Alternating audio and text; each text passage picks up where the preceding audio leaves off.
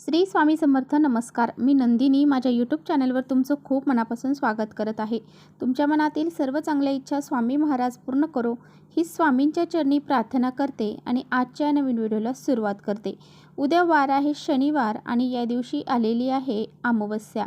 या दिवशी शनिवार असल्यामुळे या अमावस्येला शनी अमावस्या असं म्हटलं जातं. प्रत्येक महिन्याला अमावस्या ही येत असते, परंतु प्रत्येक अमावस्येचं महत्त्व हे वेगवेगळं असतं. तर शनी, राहू, केतू आणि पितृदोषापासून मुक्ती मिळण्यासाठी अमावस्येचा दिवस सर्वोत्तम मानला जातो. अमावस्या हा शनिदेवांचा जन्मदिवस म्हणून देखील मानला जातो. तसेच पितरांचा आशीर्वाद मिळवण्यासाठी अमावस्या तिथी अत्यंत महत्त्वाची मानली जाते. पितरांना प्रसन्न करायचं असेल तर अमावस्या तिथीला पितरांची पूजा केली जाते. तर ही जी अमावस्या आहे तर हिची सुरुवात जी आहे तर ती आज संध्याकाळी 7:55 सुरू होणार आहे. म्हणजेच 28 मार्चला सायंकाळी 7:55ला सुरू होणार आहे आणि याची समाप्ती जी आहे तर ती 29 मार्च दुपारी 4:27 असणार आहे. त्यामुळे उदय तिथीनुसार शनिवार 29 मार्च रोजी ही अमावस्या साजरी होणार आहे. अमावस्या म्हटलं की बरेच जण घाबरतात आणि अमावस्या हा दिवस वाईट आहे असं समजतात, परंतु घरातील नकारात्मकता दूर करण्यासाठी अमावस्या हा दिवस अतिशय महत्त्वाचा मानला जातो. त्यामुळेच आपल्या घरातील नकारात्मकता, वाईट शक्ती, करणीबाधा किंवा काही दोष आपल्या घराला लागलेले असतील तर ते दूर करण्यासाठी अमावस्या दिवस खूप महत्त्वाचा मानला जातो. त्यातली त्यात ही अमावस्या या वर्षीची शेवटची अमावस्या आहे आणि शनिवारी आल्यामुळं या अमावस्येला अनन्यसाधारण महत्त्व हे प्राप्त झालेलं आहे. त्यामुळे या दिवशी आपल्याला काही प्रभावी उपाय देखील करायचे आहेत. तर आपल्याला सकाळी उठल्याबरोबर उंबरठ्यावरती ही एक वस्तू ठेवायची आहे. ही एक वस्तू जर तुम्ही सकाळी उठल्याबरोबर तुमच्या उंबरठ्यावरती ठेवली तर एका रात्रीत आयुष्याचं सोनं होईल. 7 पिढ्यांचं दारिद्र्य नष्ट होऊन जाईल. घराची, मुलांची, पतीची खूप सारी प्रगती होईल. इतका हा प्रभावशाली उपाय आहे. हा उपाय कसा करायचा आहे याबद्दलची संपूर्ण माहिती आजच्या व्हिडिओमध्ये आपण जाणून घेणार आहोत. त्यामुळे तुम्ही कुठे व्हिडिओ स्किप न करता शेवटपर्यंत नक्की बघा, जेणेकरून तुमच्यापर्यंत योग्य ती माहिती पोहोचेल. आपल्या चॅनलवर जर नवीन असाल तर चॅनलला लगेच सबस्क्राईब करा आणि असेच नवनवीन माहितीपूर्ण व्हिडिओ पाहण्यासाठी बेल आयकॉनलाही प्रेस करा. म्हणजे मी जेव्हा कधी नवीन व्हिडिओ अपलोड करेन त्याचं नोटिफिकेशन सर्वात अगोदर तुम्हाला भेटेल आणि तुम्ही एकही व्हिडिओ मिस करणार नाही. त्याचबरोबर खाली कमेंट्समध्ये जय माता लक्ष्मी लिहायला अजिबात विसरू नका. व्हिडिओ माहितीपूर्ण वाटला तर आपल्या मित्रपरिवारांसोबत नक्की शेअर करा. तर आपल्या वास्तुशास्त्रामध्ये भरपूर असे उपाय सांगितले जातात. शनी अमावस्या त्याचबरोबर गुढीपाडवा या दोनही दिवशी तुम्ही हा जर उपाय केला तर त्याचे फळ हे तुम्हाला नक्की प्राप्त होते. कारण या ज्या काही तिथी असतात तर या अशा विशिष्ट तिथींना जर आपण असे काही प्रभावी उपाय जर केले तर त्याचे नक्कीच आपल्याला पुण्यफळ हे प्राप्त होते. तर आपल्या उंबरठ्यावरती आपल्या घरामध्ये 7 वेळेस माता लक्ष्मी येऊन प्रवेश करत असते.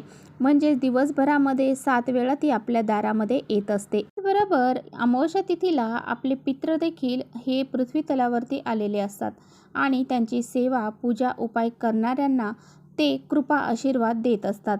म्हणूनच आपल्या जीवनातील राहू, केतू, शनी यासारखे दोष जे आहेत तर ते दूर होण्यासाठी, आपला पितृदोष दूर होण्यासाठी, आपल्या घरामध्ये सुख, शांती, समृद्धी निर्माण होण्यासाठी म्हणूनच आपल्या स्कंद पुराणामध्ये काही प्रभावी उपाय हे अमावस्या तिथी आणि गुढीपाडव्याला करण्यासाठी सांगितले गेलेले आहे. आपल्या धर्मशास्त्रामध्ये या विशिष्ट तिथींना करण्यासाठी काही प्रभावी उपाय सांगितले जातात, तर तेच आजच्या व्हिडिओमध्ये मी तुम्हाला सांगणार आहे. तर पहा, या दिवशी तुम्हाला सकाळी लवकर उठायचं आहे. अगदी ब्रह्ममुहूर्तावर जरी उठले तरी चालतील आणि नंतर स्नान करायला जायचं आहे आणि अंघोळीच्या पाण्यामध्ये तुम्हाला काही वस्तू टाकून अंघोळही करायची आहे. तो व्हिडिओ आपल्या चॅनलवर आलेला आहे.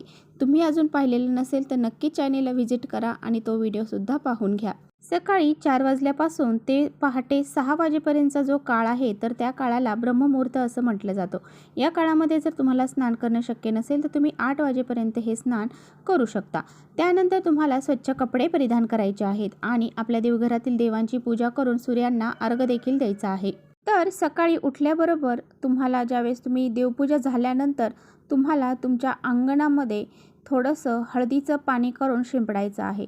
ह्याच हळदीच्या पाण्याने तुम्हाला तुमचा उंबरठा देखील साफ करायचा आहे आणि मुख्य दरवाजा देखील ह्या हळदीच्या पाण्याने साफ करायचा आहे. त्यानंतर तर पहा, तुम्हाला सर्वप्रथम काय करायचं आहे. तुम्हाला एका वाटीमध्ये हळद, चंदन पावडर, गोमित्र, त्याचबरोबर तुमच्याकडे जर गुलाबजल असेल तर ते टाकायचं आहे. ते तुम्हाला सर्व मिक्स करायचं आहे आणि तुमच्या उंबरठ्यावरती तुम्हाला हळदीचं हे लेपन द्यायचं आहे. आणि हे लेपन दिल्यानंतर तुम्हाला हा जो उपाय मी तुम्हाला सांगणार आहे तर तो करायचा आहे. तर हळद, कुंकू याची पेस्ट तुम्हाला तयार करायची आहे आणि ह्या हळद आणि कुंकवाच्या साहाय्याने तुमच्या उंबरठ्याच्या अगदी मधोमध तुम्हाला एक स्वास्तिक काढायचं आहे.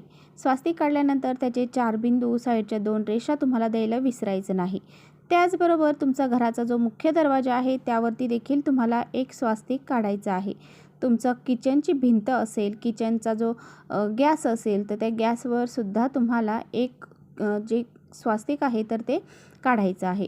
त्याचबरोबर आपला जो देवघर आहे तर त्या देवघराच्या पाठीमागची साईड जी असते तर तिथे सुद्धा एक स्वास्तिक काढायचं आहे आणि त्या स्वास्तिकला हळद, कुंकू, अक्षदा, फुलं, धूप, अगरबत्ती हे ओवाळून घ्यायचं आहे.